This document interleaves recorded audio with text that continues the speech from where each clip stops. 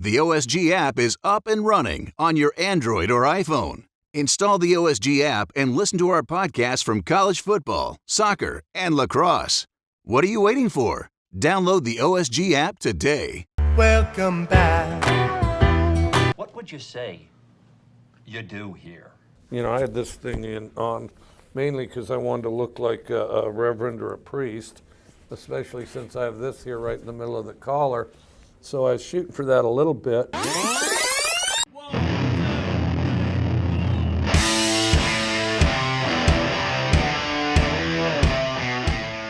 Welcome to The Review with your hosts, John Nelson, John Wilkerson, John Wood, and Phil Cantor.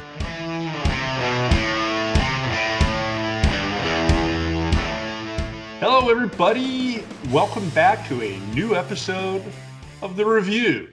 It's the Online Sports Guys College Football Podcast where we talk about the week that was in the wonderful world of college football. And in case you're wondering, yes, we are the Online Sports Guys. I am OSG Phil. With me, of course, as always, OSG Nelson. And then the Stereo J-Dubs, otherwise known as OSG J-Dub, and J Wilkerson 16. Guys, one step closer to a full week of college football action this week. Some great games as we kind of launched into the third week of action. Probably your big headliner in the game that everybody was talking about, Mississippi State and LSU at Death Valley in Baton Rouge. And a pirate, to quote Jimmy Buffett, a pirate looks at 40 or however you want to call it. Pirate looks at 44. Get it right. 44, yeah.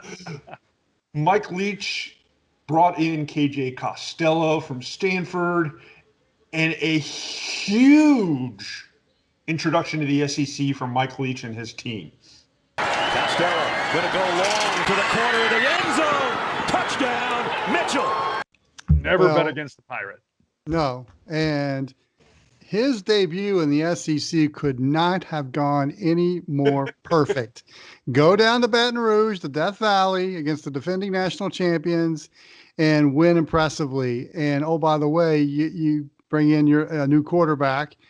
You know, we're going to talk a little later about the Pac-12 coming back and playing, in November? So you've got one of the top coaches of the Pac-12 comes down to Starkville to revive Mississippi State. And he brings in KJ Costello, who was a really good quarterback at Stanford, brings him as a graduate transfer, and he shreds the LSU defense for an SEC record to 623 yards. So Pac-12 football isn't all that bad, right? When they come down to the SEC, I mean, wow, it's incredible. Costello tossed 60 passes. Yeah. 60. That's an average day in a Mike Leach air raid offense. Yeah, it's like tell me something. And the thing that got me, though, about those stats, you have a back like Kylan Hill, who I would put up against any back in the SEC. He only had 7 carries for 34 yards, and they still put up 44 points. Yeah, but you balance that by the fact that Kylan also had 8 catches for 158 yards and a touchdown. There is that. And he just made himself much more attractive to NFL scouts, too. Yeah. I mean, Mississippi State doesn't even really have any receivers that jump off the page and make you say, oh, my God, they don't have a George Pickens or anybody of that sorts. But look at Osiris Mitchell, 7 catches, 183 yards, 2 touchdowns from a guy you never heard of. Mike Leach puts guys in positions to make big catches like that and to score. I mean, that offense is phenomenal. Just the way he schemes it. And just think about this. You know, he's playing with players he didn't recruit right now. Imagine, give him a couple of years to get Mike Leach-esque players into Starkville. Man, that offense has the potential to be absolutely even more scary than it is right now. And not only that, I mean, you bring up the fact that they're not his recruits. I mean, they didn't get a spring practice. I mean, I've talked about the last couple of weeks about these new coaches that have not having a chance to install their new offense, and Mississippi State was kind of in the same boat, yet they go out there and put a performance up like that. I think there was maybe some basic knowledge that KJ Costello had of Leach's offense, but nobody else did. And to me, that's just a phenomenal coaching job and great leadership skills by KJ Costello. Now, does that game on Halloween night at Tuscaloosa between Mississippi State and Alabama, how large does that loom now? That could be fun. We got a couple, I think, doesn't Alabama and Georgia play before then? No. Okay. No. Yeah, I don't remember the schedule. Mississippi State has Arkansas, hosting Arkansas next week. Then they go to Kentucky and Texas A&M in Starkville before they play Alabama. So conceivably, if Mike Leach is 4-0 and is still putting together some huge numbers, oh my gosh! Actually, Alabama does play Georgia on October 17th. So you got Bama, Georgia on the 17th, then Bama, Tennessee in the third Saturday of October, and then Mississippi State on Halloween. So they got to go through Lane Kiffin, Jeremy Pruitt, and Kirby Smart before he gets to the Pirate. Yeah, I'm looking at Mississippi State's schedule. My bad. So right, they do. Well, here's the thing, though. I can't wait to see the chess match between Nick Saban and Mike Leach, because obviously they've broken down the tape already on Mississippi State, or somebody's been assigned to do that on this game. And I think Mike Leach is just as smart, at least his offensive staff is, as far as figuring out what they're going to do defensively. So I can't wait for that chess match. Well, the thing about Mike Leach, and he proved this in the Pac-12, he's going to do it here in the SEC, he's unpredictable. So you can't go on like certain sets. He's got, the same play come out of like 17 different sets. So, how do you game plan against a team where you have no clue what's coming? So I think that's where he puts DCs at an automatic disadvantage. And that's why I'm like you. I'm looking forward to the chess match of a Saban versus Leach, someone who's supposed to be the #1 coach in the SEC. Let's see him put up and shut up here, because I think that game on Halloween is going to have serious ripple ramifications for the conference. Here's what you do. You make sure that everything happens in front of you defensively. You make sure that if you're going to run nickel dime quarter packages, everything happens in front of you. Nothing gets behind you deep, so that way you don't have the quick strike that you got to see from KJ Costello when he throws for 5 and 2.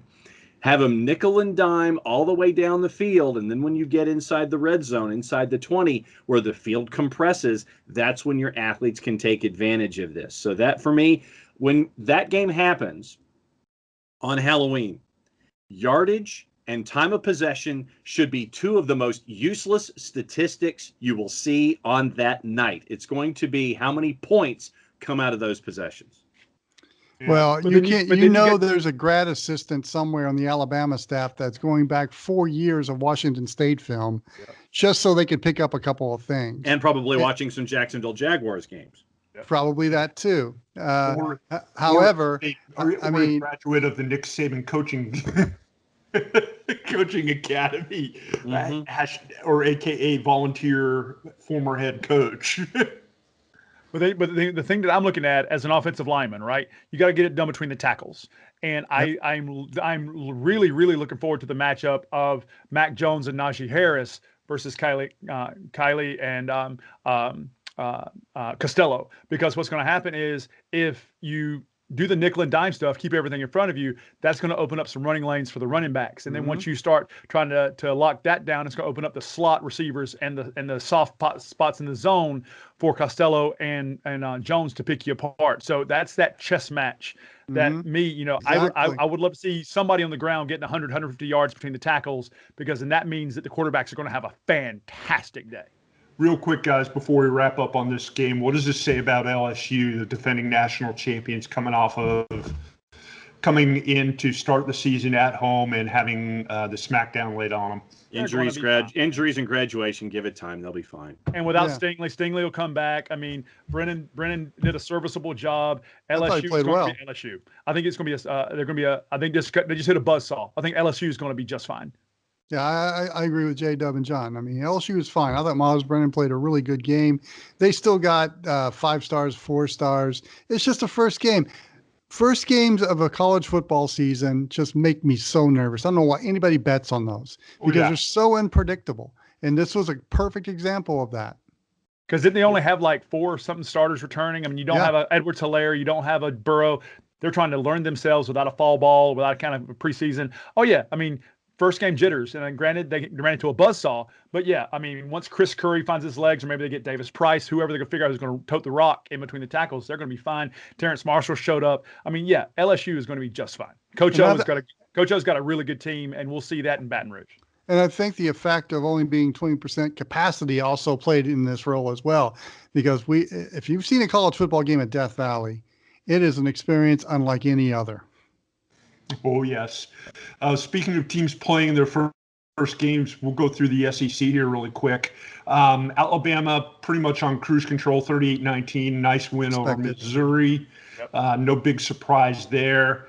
The other surprise of a top-rated SEC team probably would be the performance of the Georgia Bulldogs, who really, really struggled in the first half against Arkansas before pulling. Just offensively. Yeah.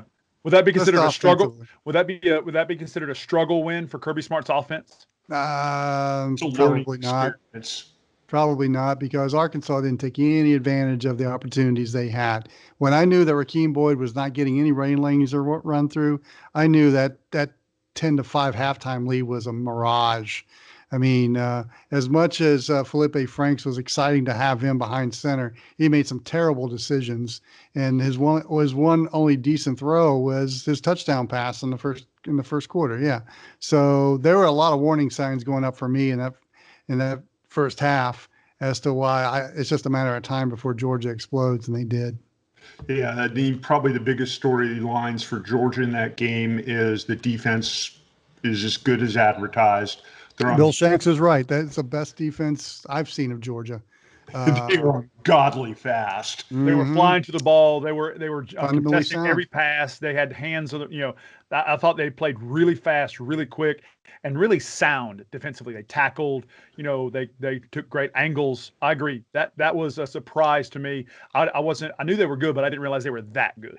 And I've got to give props to Barry Odom, the defensive coordinator at Arkansas. That's the best that defense has looked probably in 5-6 years, which is saying a lot. Yeah. But I thought they rose to the occasion as much as they can. They had too many breakdowns in the secondary, but as far as confidence, I have much more confidence in this unit than I ever did in the last 4 or 5 years. Oh yeah, a lot of pluses, a lot of good things to take away from that game from Arkansas. For Georgia, on offense, probably the biggest concern there is who the heck's going to run the team. Dwan Mathis started the game, really, really had a hard time. Pierce County represents Stetson Bennett version 4.0. I like Stetson Bennett. I mean, Stetson came in, was 20 for 29 for 211 and 2 touchdowns. I mean, he was a serviceable quarterback. I mean, I agree. You think about, you've had Jake Fromm and Eason over the last few years there in Athens. I think Stetson Bennett's not going to be a flashy play, but he's going to be, someone that doesn't turn the ball over. He's going to move the sticks. And I think that's what Kirby Smart needs, because that opens up the lanes for Zamir White to get some running lane. Yeah, not the traditional 6'5" guy, rather a 5'10" guy, but he did what he needed to do in order to get the Bulldogs the win. Yep. Probably the biggest, most impressive performance by an SEC team this week, the Florida Gators racking up 51 points on Ole Miss. Kyle Trask had a huge first game, 30 for 42, 416, and not 1, not 2, not 5, but 6 touchdown passes. Yeah, the sock trick. Just dominated on offense. The thing that got me out of that game was not the way Kyle Trask plays. He's preseason, first team all SEC. We knew what he was going to give when he came in. But for me, the matchup nightmare for the Gators is going to be tight end Kyle Pitts. I mean, I played tight end in high school. I mean, I just to watch that frame, he went up and got a couple of grabs. Like, how did he make that catch? And he ended up with 8 catches for 170 yards and 4 touchdowns. Yeah. So he's going to be a matchup nightmare in the SEC. Yeah, I'm going to enjoy the Kyle show at Florida, because Kyle Pitts had 4 of those touchdown passes from Kyle Trask. And you're right, that was an impressive performance by the Gators and by Kyle Trask. And I tell you, Florida is looking really good. 11 different receivers caught balls from a combination of Kyle Trask and Emory Jones on Saturday. And that was a welcome back to the SEC game for the Lane Train too. So yeah. And what did you think about those powder blue uniforms? I like them. Jury's still out in my mind. I like the red jerseys better than the blue jerseys. But Agreed. Yeah. I'll go with the powder blue helmets. A game that Brother John probably got a little bit of attention on Saturday. Auburn with a nice win, 29-13 over Kentucky. The two biggest takeaways there: one, Kentucky getting absolutely jobbed on a touchdown that they should have gotten credit for, and two, a 100-yard interception return that got called back. Good performance by the Tigers. Nice look, by the way, and tip of the hat by Gus Malzahn wearing the Pat Dye short sleeve Oxford shirt and tie with a cap on. Love to see that. Strong. That was the strong. thing about that game to me is probably, you might fight back on this one, but arguably to me, one of the best receivers in the SEC in Seth Williams. I mean, he showed up, he was there for Nix. And I think that Seth Williams is going to have a monster career monster season this year for the SEC and for the Auburn Tigers. Well, and remember that relationship goes back all the way to the kickoff last year when Bo Nix was trotted out against Oregon out at Jerry World. That relationship started back then, so this is year 2 of that, so I would anticipate that it would continue to grow. Absolutely. Speaking of upsets, as we move on to other big games involving big teams here on the review, big upset here in the Big 12. Oklahoma goes down.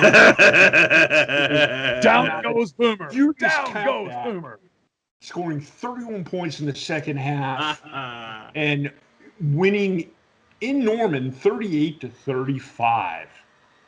17 unanswered points for the Wildcats in the fourth quarter. There's no way Oklahoma is going to be able to survive games like that if they don't put some points up on the board. Because Skylar Thompson had a good game. But the thing with me is that you had Deuce Vaughn with 129 yards receiving, and they came out and surprised the Sooners. I think the Sooners, K-State's coming off a bad loss last week. Maybe it's some kind of maybe they're trying to recover. But yeah, I thought that the Wildcats came. I literally was watching that game with my mouth agape, going, "Did they just let the Wildcats come up in the fourth quarter and not do anything to stop them?" Wow, well, that was great. One thing I noticed about K-State. And I was on them a couple of weeks ago against ASU about their offensive line, and that offensive line played a heck of a lot better against OU. And Oklahoma's defense has always been the Achilles heel. They thought they solved that last year, but obviously it's rearing its ugly head again this year. And so you're right, J-Dub. If they don't get that issue solved, this is a blue blood program that's going to struggle. And the Big 12 needs Oklahoma to be up in the top 4. And me being a Jayhawk fan now, I know we don't celebrate K-State wins, but you have to, what they did to Spencer Rattler. I mean, threw 3 picks. I mean, he was pardon the pun, like a freshman. He was rattled yesterday, and I think that granted, he's a freshman, yeah, but I mean, you're not going to be able to win games in the Big 12. That's $1. Yeah, I'll bring up one point here for me on this game, and that's that it just proves that this year in 2020, more than any other season in college football, preseason rankings don't mean a damn thing. You're here. You're not going to have any idea how good anybody is until they start playing in more than one game.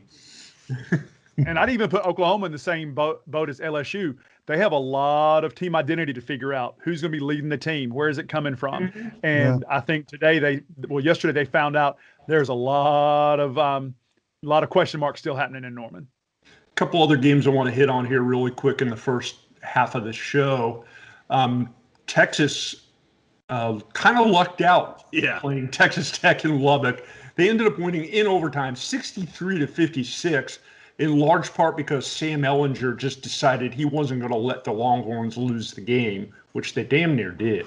Yeah, Keandre Colburn, the left tackle of Texas, called Sam Ehlinger the college football version of Tom Brady, and I'm not so sure he isn't wrong on that statement. Calm down. Yeah, the way he played yesterday, absolutely, he was not going to let the Red Raiders take it from him. No, and that's a big deal in Lubbock when the Horns come into Lubbock.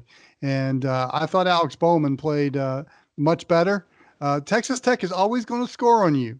Their offense is that good. but defense is a rumor in the Big 12, and Yeah. this was a perfect example of that. And if there's a college basketball season, Yes. I wonder if this is going to be the same type of score we're going to see if the Horns and, which Red game Raiders scored play. more points in the 12-10, the football game or the basketball matchup? Well, I would like to say this. I've talked all day today about running backs between the tackles. One surprise to me was Sir Roderick Thompson. He put up 104 yards up against the Longhorn defense, and their front four is supposed to be pretty good. So it was interesting to see how many yards that Texas allowed on the ground. Yeah, we're going to move on here to some ACC action. John, cover your ears here. Pain heals. Chicks dig scars. Glory. Let me say this, and you guys can say whatever the hell you want. I am a normal guest on the college football kickoff show in Central Georgia with our friends at XL Sports Radio. I will deny that I said this on the air involving both the teams that wear orange in the state of Florida. I said that they would both win. I said that they would both cover. From my personal perspective, it was an embarrassment. And I will say this right now. To go from the national championship game at the Rose Bowl to where Florida State is now, you have become nationally irrelevant. And as the alum on this show, that's what I'm saying. You are nationally irrelevant. It is not fun playing football against other teams in the state of Florida right now because you are so far adrift from those other two teams. And there are probably a couple of other teams in the state of Florida that you could add to that list. I thought that Willie Taggart was a reach. I thought that the quitter was exactly that and will continue to refer to him as such. I will not even dignify his name on this show, regardless of where he's employed. He is getting paid a gazillion dollars for mediocre football. Fine. Great. You got your paycheck. More power to you. You're a quitter. Odell Hagan should have gotten the head coaching job the first time that a coach left the university. Taggart was a reach. I wasn't sold on Mike Norvell, considering what happened in the preseason with the communication or lack thereof with your student athletes and how that came out. Frankly, with that happening in this current environment, I would have had half a mind to sit there and say, invoke a morals clause, you're gone. This performance was embarrassing. And when the network that is broadcasting the game comes out of a commercial break, you're down 38-10, and yes, that was the score at the time. You come out of a commercial break, and you still show the montage of all three wide rights. And yes, as an alum, I can sit here and mention the kickers by name from the absolute beginning, where instances have happened where we should have beaten Miami and did not. And it starts with Richie Andrews and goes all the way to Javier Beitia. I know all of them in between. This was an abject embarrassment for this program, and all of the coaches should have walked home. Okay. You find transportation on your own, get an Uber, I don't care. By the way, folks, we're talking about because John hasn't actually said this yet. Miami. I'm not going to dignify the other team by their name either. That other team, Miami, won the game 52-10 over. Fine, just said it. Great. It was an embarrassment, and everyone attached to the Florida State University program should be embarrassed by where the program is right now. In the last National Signing Day, you brought in 4 offensive linemen. 1, 2, 3, 4. That's it. 4. If you can't keep your quarterbacks upright, if you can't get the simplest parts of your offense together, what makes you think when you're down a couple of scores that you can actually put something pretty out there that's in the back of the playbook and think that's going to be successful? I'm done. Lighten up, Francis. I'm out. Talk about it. Go. One topic that John hit on there that I want to ask you both about. Could anybody win with the talent that's currently sitting in Tallahassee? That's what I was going to say. I mean, James Blackman has potential, but when you've got a QBR after a game of 29, right, and you're in a top tier, Power 5, Division I program, that's just not good. And that's just not good, and something has to be changed. He's on his third head coach, his third offensive coordinator, his third system. This one he really didn't get a chance to grasp because of no spring football and like I've said, the fall camps were more along the lines of just avoiding getting COVID, starts and stops and unity walks. It's just not really fair for James Blackman because of all the adversity he's faced in his 4 years in Tallahassee, and unfortunately he's going to be the scapegoat in all this. There's still talent at Florida State. I think Mike Norvell is going to get the ship righted. Look what he did at Memphis. I mean, Memphis is, before Norvell was there, they were maybe mediocre. They had a couple of really good years, but he made them next level and able to get some of that talent that would go to SEC schools to give Memphis a chance. So I'm not totally. I think after what all has happened with Jimbo Fisher leaving, with the Willie Taggart experience going to hell, this is just the end result of all that, and it's going to take a couple of years for Florida State to be what we expect them to be. But I think they've got everything in order. I think they've got the right coach in place. They need time. They just need time, and I appreciate John's rant. My God, I went through John L. Smith, the end of the Bobby Petrino era, Brett Bielema, Chad Morris, who I championed, and boy, was I wrong on that one. Think about Tennessee, with Lane Kiffin and all the failed ones between them, and we won't even talk about the brick by brick coach. I'm not even now. Derek Dooley's fine. I'll talk. He wasn't the greatest coach in the world, but the one following him. I'm not going to give brick by brick justice. I'm not even going to talk about him either. So I feel about him the way John feels about some of those others. So we have to think about that. But my question is this: with all the problems that Florida State has, are we doing Manny Diaz a disservice by not talking about what he's done through the Miami Hurricanes program? I mean, how he's electric. Rhett Lashley as offensive coordinator. Yeah, we talked about it last week a lot. And then finding De'Ara King, bringing him into the fold, a veteran quarterback, and that's been a problem for Miami. They hadn't had any stabilization there at all. Now they've got that, and look at Miami. I mean, Joe Zagacki brought it up on the College Football Act. He's come in and stabilized that position, made the other guys around him better. Cameron Harris has been huge, and Brevin Jordan has lived up to hype for him. Miami, I tell you, I really like what the Canes are doing right now. And to think about how historically irrelevant the Canes have been historically irrelevant for a long time. So, Florida State they're going to have to fight through this same valley. But, the future's bright in Tallahassee, I think, anyway. A couple other games really quick here as we're kind of running out of time in the first half. We are on the clock. Big win for Cincinnati over Army, 24-10. I like the Bearcats. I think that's your team. If you're looking for a group of 5 team to sneak into the playoff or at least the top 6 this year, I think that's your team. The other team they're going to probably competing against in the AAC, UCF, 51-28 over East Carolina. Same old story there.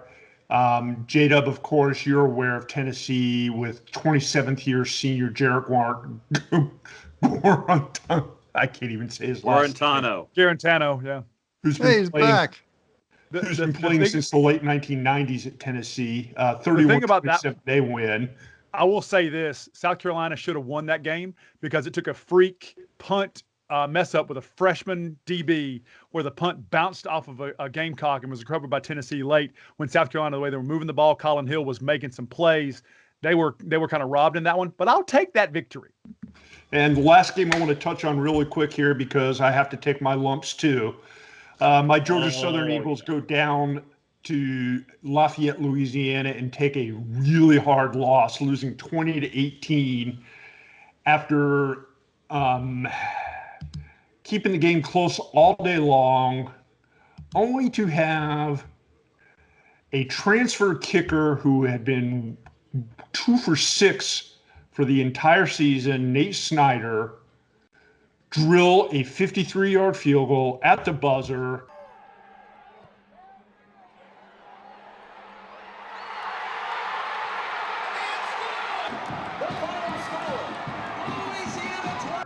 And in case you're wondering, yes, I went to Georgia Southern. My wife, a graduate of Louisiana. There was much whooping in my house from her, lots of curse words from me. Thankfully, we had guests at the house, so we were not able to bet and place a wager on the game, so I escaped. House divided. Hey, I tell you, for the Raging Cajuns, they go to App State next, and they go to and then they host Coastal Carolina. We know who Coastal beat. J-Dub. Fun Belt. All right, you've already gone out on the limb and said Cincinnati is that Group of 5 team. If they get 2 impressive wins right there, Louisiana's in the mix too. If they run the table after that. That'd be fun to see. That would definitely be fun to see. Guys, why don't we say we go to toss it here to the halftime break? Woohoo, John. You good with that? Oh yeah, no, I've raged a fairly decent amount in the A, so yeah, let's go ahead and go to commercial. And before we toss it, I want to send good thoughts out to Malik Cunningham from Louisville. Carted off the field yesterday in the loss to the Panthers. So remember, everybody, you are listening to The Review. This is the college football podcast each and every beginning of every week here on the OSG Sports Podcasting Network. If you got anything you want to let us know about, something you want to talk about in the great, wide, wonderful world of college football, you can hit us via email at osgsports@gmail.com. You can also hit us up on social media. Look up OSG Sports on both Facebook and Twitter. We are pretty responsive there. Just hit us up.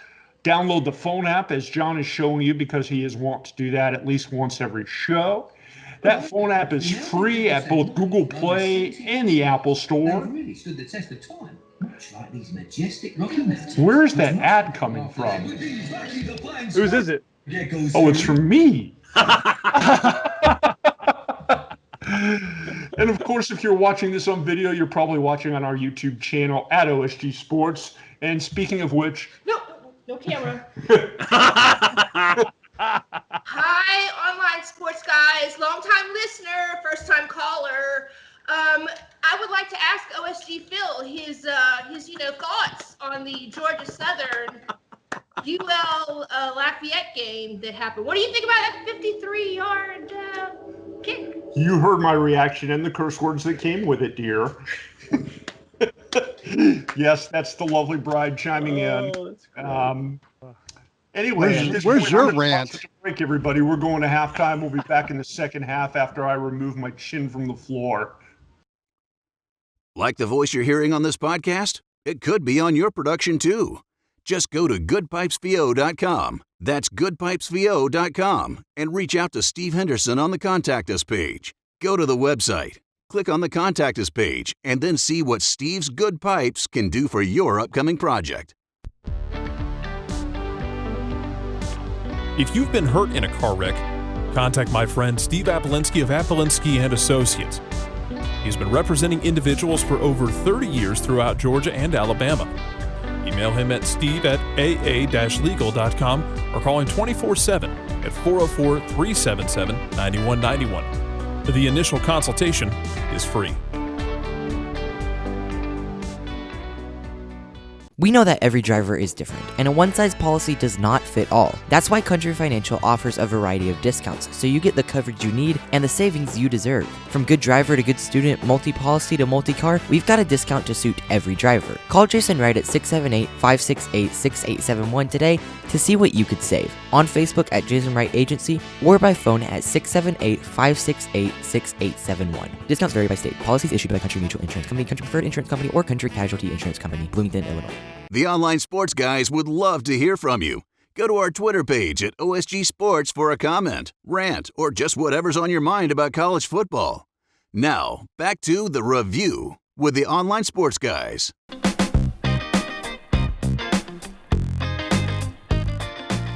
Thanks for sticking around, everybody. You have made it through the halftime show, and it's time for the second half of The Review. This, of course, is the OSG Sports Weekly College Football Wrap-Up podcast after the games of the week. And as we talked about in the first block, guys, there were some crazy games and some news during the week as well. That being the announcement of the Pac-12, the Mountain West, and the MAC action that they're all going to return to the playing field here over the next, 6 weeks or so? Weep womp. Which makes... Not impressed, huh? Price is Right loser horn from me. What it does mean is the entire football bowl subdivision, the FBS, the big boys of college football, are all coming back and will at least complete some form or fashion of a season, ranging from the 6 games of the MAC season. The Mountain West and the Pac-12 are doing 7 or 8 games? Yeah, 8 games. Bowl games for everybody. Basically, yeah. I mean, what does this say? I mean, is it an indicator that things have progressed and gotten a lot better, that we've been able to show that games can be played without there being much of a risk to anybody? Or is it just that these conferences, them and along with the Big Ten, who sat out on the sidelines for a long time, realized, oh crap, we're losing money? Or is it they just jumped the gun and made their decision to cancel football too soon rather than wait it out? Choice D, all the above. I think the health risks are still there. I mean, myocardia, all the health risks are still there. Mm-hmm. It's just that the money, they're hemorrhaging, and they could not, with everybody coming back, they were like, well, if they're back, we got to come back too. But the testing's improved a ton. The ability to find the virus and to keep players safe and protected from it's gotten a lot better over the last month or so. The testing procedures now can pretty much be done in a day. The problem is it costs a lot of money to do it. Yep. And that's what we're seeing with all these games that are getting postponed. Granted, it's not a lot of games, but most of them are group of 5 teams that aren't able to test as much as the Power 5 schools. And I think that all factors in. I think the TV money is a factor, but it's not the overriding factor. No matter what you guys are saying, I feel like it's not the one and only solitary driver of decision-making here. Am I wrong? Well, I think it's on a very short list. Yeah. There was, we were seeing programs in the non-rev being dropped at a pretty alarming rate. And it still may happen. What I'm finding, the Big Ten really was boxed in. They had to do it because you had Nebraska, and as I said last week, who knew the power base of the Big Ten was going to be in Lincoln, Nebraska, rather than Ohio State Columbus. Was vocal too. Yeah, they were, but I mean, the most vocal was coming out of Lincoln, Nebraska, and they could have bolted and gone back to the Big 12. And I don't know that they outright threatened that, but internally, I wonder if those discussions were going on. And then you had Iowa doing the same thing and scratching their head as to why Iowa State could play and they couldn't play. And I mean, it was just a PR mess. And, certain people intervened as for the Big Ten. And here they are coming back. And I think they're going to be, of all the schools, all of the conferences coming back, they're going to be the most relevant. I think they've done it the right way as far as their schedules, although the people in Lincoln, Nebraska probably beg to differ. But I think that when they come back, that's when it's going to feel like it's a college football season again. When we can see Ohio State, Michigan, and Nebraska and Iowa and all those schools, then it's going to feel good. The Pac-12. I'm just wondering if there was some internal discussions going on between college administrators as to we should never have followed the Big Ten or in canceling our season. This is just too big of a risk. I'm just wondering if there's some of those discussions were going on. It alarmed me greatly that Southern Cal was very indifferent. It's just kind of like, it. Exactly. I mean, that's your gold standard franchise. It was a team that was a legitimate top 10 and possibly college football playoff level team this year. But you got to look at it. It just feels different between how Larry Scott handled it with the Big 12 and how Kevin Warren handled it with the Big 10. I think that Scott, having recovered from COVID, thankfully, he's always said since the very beginning that the focus is on following the science and the data and the counsel of others. They've listened to their ADs, and I think that the Pac-12, while it did follow the Big 10 when that was a mistake, I think the Pac-12 has done a better job of listening to, I guess, the council, and then I would say the Big Ten and Kevin Warren did. Would you agree with that, or is this kind of like a nothing burger? John? I look at Kevin Warren, and I think that the Big 10, 12, 14 jumped the gun. I think they did. Yeah. I look at the Pac-12, and I think that when they looked at everyone else, and we know about all of the revenue issues that the conference has on the whole. I'm not just talking about revenue distribution to the other schools and everything through your contracts, where when you have, and you're staring down the barrel of that economic black hole, when you're looking at private equity firms to help you out financially.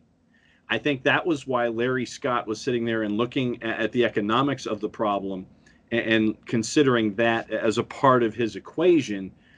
And to me, it's like two separate ideas, but you're trying to come to the same conclusion. I think that, Wilkie, when you were saying where Southern Cal was just kind of like, and when you have one of your power brokers in a conference just kind of doing that to me speaks more volumes about the inverse of what we were seeing with the schools in the Big 10, 12, 14, where it's like Iowa wants to play and Nebraska wants to play, and there's all the talk of succession and all that kind of stuff. It was two separate attitudes trying to figure out what to do here. The Pac-12, to me, wanted to save money, where the Big 10 wanted to not lose as much, if that makes any sense. Well, it does. Perfect sense. It does. But I think when the Pac-12 started, the momentum started to happen for a fall season is when UCLA and USC, the two ADs, kind of got together and said something like, "We got to do something. I mean, this is we got to say something. Something's got to give here." Yeah. And I think once that happened, I think the momentum started for the Pac-12 to come back. Mm-hmm. I think the Big Ten thing kind of helped as well when they started discussing about coming back, but it wasn't until USC and UCLA started having those discussions about coming back did you see any movement at all toward that. And Larry Scott is much maligned as the Pac-12 commissioner, and we all know reasons why. And the jury's out on me whether he made the right calls here as far as football, but there's really you're talking about different fan bases too. The Big Ten fan base is very much like the SEC fan base. Mm-hmm. They are very football centric. Yep. There's only a handful of those type of programs in the Pac-12. Arizona comes to mind. Yep. Utah comes to mind. Oregon comes to mind. Probably Washington and Washington State on a small, but that's about it. I mean, you're talking Bay Area, SoCal, and Metro Phoenix, where there's just a lot more going on than where college football is just kind of lost in the mix. This is where the Sun Belt played it right. The Sun Belt is top of mind now. The Mountain West, they're going to start up. They missed the boat. They did. And I think the Mountain West would probably be as top of mind as anybody had they played, and they probably would have surpassed the Pac-12. Yep. And the American, they're playing it right too. They need to get the signature wins, and UCF is their signature program. But the American is now starting to state their case as to why they should be in the Power Five. So those are some of the things we're coming out of this of the COVID era. But I just think it's kind of irrelevant. I don't think anybody. It's a whole hum moment for the Pac-12 to come back, and they're not going to have a playoff team. No. Well, I think they're going to try to get that. Aren't they going to do their championship game in like December to make them? Everybody's ending at this. Everybody's ending. That was going to be where I was going next with the conversation here. The one thing that everybody has agreed to, and that's wrapping up their seasons on December 18th, 19th, that weekend, which leaves technically everybody eligible for the college football playoff. You get a bowl game, and you get a bowl game, and you get a bowl game. Because among the several issues going forward from here is the NCAA had a committee recommend this week that they pass legislation stating that anybody who wants to play in a bowl game and gets an invite can play. J-Dub, book it right now. Florida State and Kansas in Shreveport at the walk-ons. The toilet bowl, exactly right, because Kansas won't win a game all year. And the game, that'll be a game where they pay fans to not come or watch. Well, that's a showcase for the social distancing. That's great. You know what that is to me, though? That's those preseason games that the week 0 games that we see at the neutral site. That's what this is. It's a make good for that. So why not have the kickoff classic and have that as well at Mercedes-Benz? The thing that's weird about the proposed legislation is it would allow them to start extending invites December 1st, where pretty much everybody's still playing at that point. Mm-hmm. And my thing is this: as someone who played 30 years ago too, bowl games used to be something that you earned based on your records, based on what you travel, right? Yeah, granted, I played in the Weed Eater Bowl, the Independence Bowl in Shreveport. We were happy as crap to go down there, and then these teams that earn a bowl bid, right? But now it's like it's like a participation trophy. Everybody gets a medal. Yay, good for you. And to me, that hurts it. For the players, it takes the patch away, takes the the pregame stuff away, and it's like we didn't earn it. It's just a way. It's a money grab or a revenue grab of somewhat for a network to carry because all the ESPN events that are tied into it. I just don't agree with inviting a losing record team or a team that's winless to a freaking bowl game. To me that kills it. Well, why do you think some of these star players like Christian McCaffrey opted out of ball games? They don't want to get hurt in a meaningless game where they get a swag bag when they got 7 figures contracts coming their way in the league. I mean, I was not the Christian McCaffrey, so I was happy as crap to be on the field. But at the same time, you can't fault them for that because things are a lot different now than they were when I was playing. I mean, 20 years ago, it was less of a spectacle. It was like, the Orange Bowl meant something. The Cotton Bowl meant something. The Rose Bowl meant something. Now it's just another game as we head to the CFP, right? And I think the whole bowl system is irrelevant. Not only that, J-Dub, college football lost New Year's Day to hockey. I mean, think about it. I mean, New Year's Day, you had 9 bowl games in one day, and they all meant something. You got to see who won the Cotton Bowl because that may affect who the outcome of the Rose Bowl. Oh, by the way, the Orange Bowl, Oklahoma or Nebraska's in it, and they're number 2 in the country. I mean, that day is gone, and I feel sorry for the young kids because they'll never experience something like that. They get one game on a Monday night that kicks off after bedtime. Yep. I mean, Speaking of the college football playoff, the inverse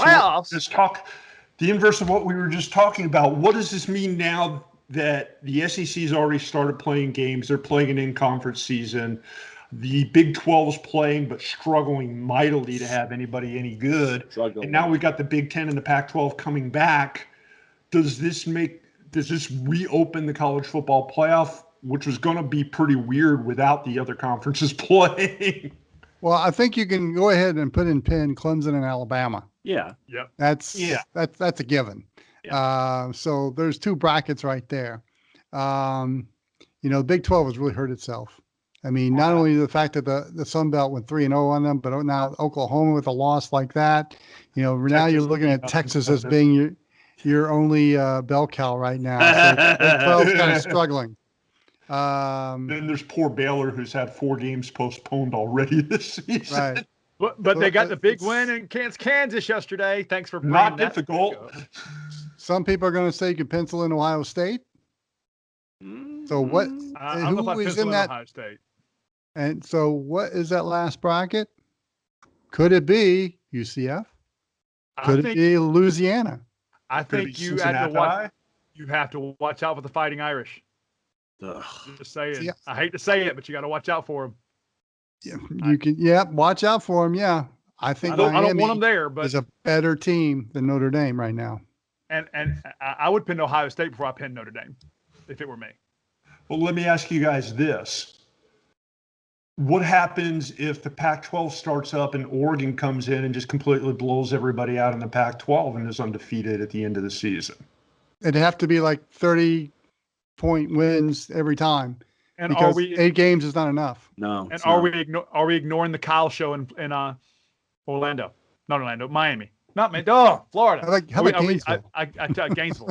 One of those damn Florida towns. Florida's got a legitimate shot until they beat Georgia, though they're not eligible for the conversation. Now finally the world's largest cocktail party means something now. So what happens if an undefeated Mississippi State team beats Alabama? Have you ever seen a Mike Leach chaos team gagged at least one gimme game every season? Yeah, it's Starkville. It's a whole different animal for Mike Leach. Come on now. Are you sure?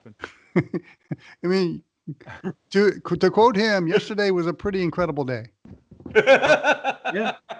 I'm rooting for Team Chaos. That's the only thing I'm rooting for. I would love to see Cincinnati or UCF or somebody like that get a shot at it. I find it hard to believe that the committee's going to look past anyone in one of the Power 5 conferences if they run the table, even with an abridged schedule. But I could be wrong. I like the Independence Bowl matchup we came up with. I do too. I don't know. But I might have to revisit the Dirty Dozen and bottom of the barrel here in the next couple of weeks. Because I think Kansas and Florida State might be eligible for the barrel here. Or I think, to me, someone who should get an outside shot just because I hate them, the Wolfpack, went up against at NC State, went up against Virginia Tech yesterday. Virginia Tech was missing like 35,000 players. Yeah. And the Hokies still beat the crap out of the Wolfpack. So they would have gotten just an honorary bottom of the barrel vote from me yesterday. Name this coach before we go. The thing I'm disappointed in as anything else is just some of the emotional responses that are not up to the standard of what it takes to play winning football. That's something that we will get corrected. It starts with me. We'll make sure that we continue to help build these guys as a complete football program. We're going to do things the right way, end quote. Name that coach. Would it be Mr. Excitement, Dave Doran? No. Mike Norvell? Ding. Yeah, that would have been my guess too, who was not at the game because he was in quarantine. COVID's. Yep. Real quickly, J-Dub. Yes, sir. When NC State gets their 7th loss. It's going to happen. Okay. But does he, like everybody else, get a bye this year because of the season? I think so. Yeah. NC State could lose every game by 50,000 points, and Dave Doran will still be back next year. It's that contract. That's why.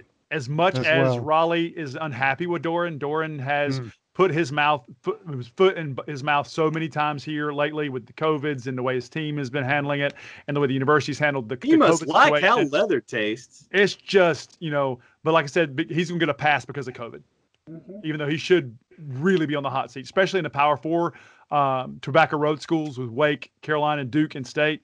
I mean, 3 out of those 4 are solid, even though Wake is playing like crap right now.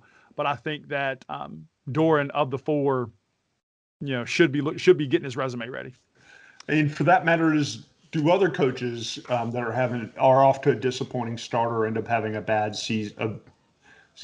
Do they deserve a chance at getting a bye? Because there's already fans complaining. Deserve a chance and getting a bye are 2 different things. I think that you're going to have a lot of administrations taking hard looks after this season, but for the majority of the cases, I think everybody gets a pass. I would say this. Those guys are probably going to get a significant pay cut and with COVID being the excuse and the fact that the revenues are going to be way down. So that might be the out for some of these administrators. Pay cut. Yeah, exactly. That could be the play that they make, or even if they don't have any intention of making a coaching change, that's probably in the offerings is they're going to have to take a significant pay cut and their staffs. So that might be the play. Yeah, I was going to say you might lose coordinators or assistants or film guys. The university is going to find a way to squeeze these guys. And I think that if you're a brand new coach, right, like a Mike Norvell in Florida State, sorry, John, you're going to get an easier pass than if someone like a Dave Doran who has been there and has a history of mediocrity, right? I think that is a piece of it as well. And I feel bad for the NC State fans because how much money in the last 15 years have they poured into Carter Finley Stadium to make it a hell of a stadium, and the Murphy Center, which is one of the finest facilities in college football. And this goes back to the Chuck Amato era when they started doing that. The Godfather. Yes, the Godfather. The Wedge. Love Chesty Chuck.